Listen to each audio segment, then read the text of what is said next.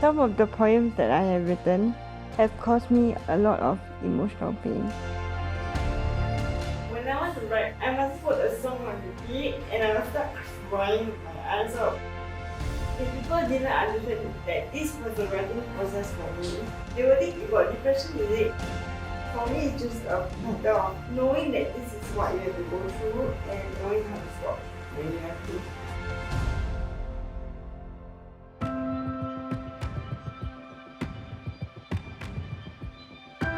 Hi, I'm Stephanie Esther Fam, the author of Shades.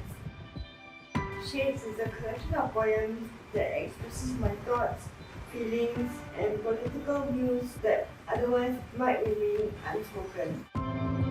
Started when I was 18.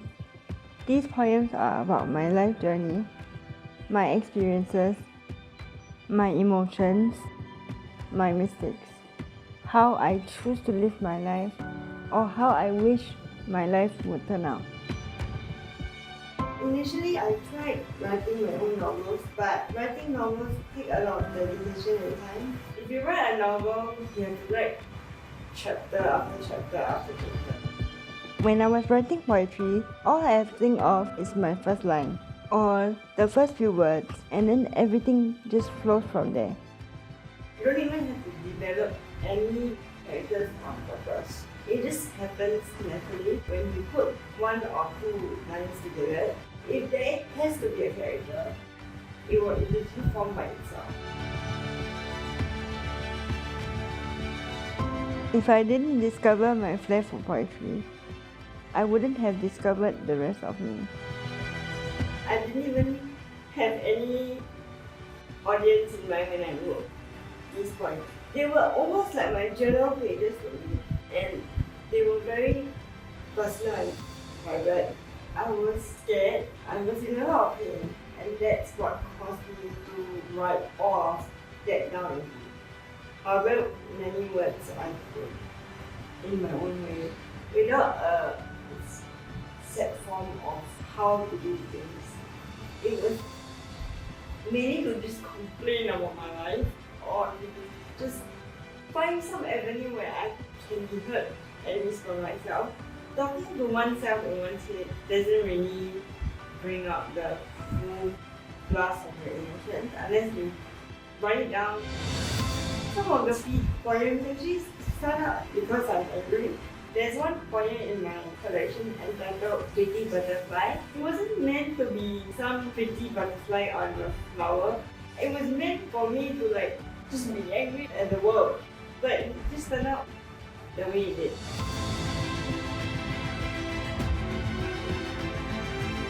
One of the most joyful poems in my collection, Shades, is the one entitled Dream.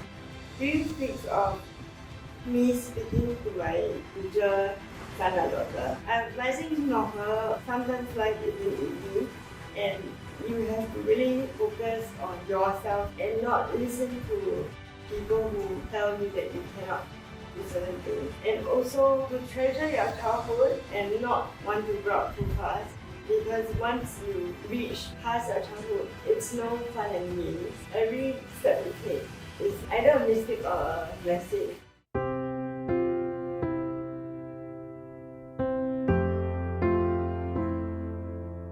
Death was actually one of the first poems I wrote towards the darker genre.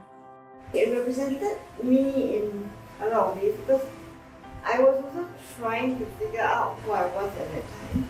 And I remember for Death, there's this particular line that went one body, two souls. As in, I was struggling to figure out whether I was not so much a writer, but whether I was okay with my physical limitations, or was I striving to be someone I couldn't be.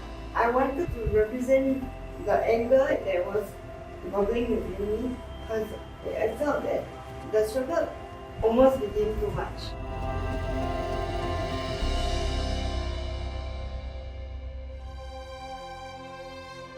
Purple Rose represents how I often have nightmares that are very vivid, and it actually speaks of someone being trapped in her dream.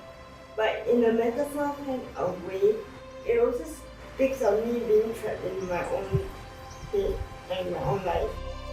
Velvet Rose made me realize sometimes being strong is having the willingness to admit that you're just human, you're not supposed to be a robot. Even if you feel like you're trapped or you're screaming or you can't get out of whatever situation you're in, it's not the end of the world. It's just a matter of finding ways to deal or cope with your particular situation.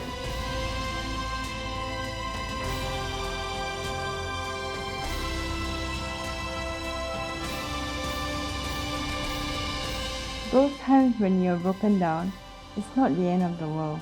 It's just you trying to find your way as an artist, as a person, and as a soul.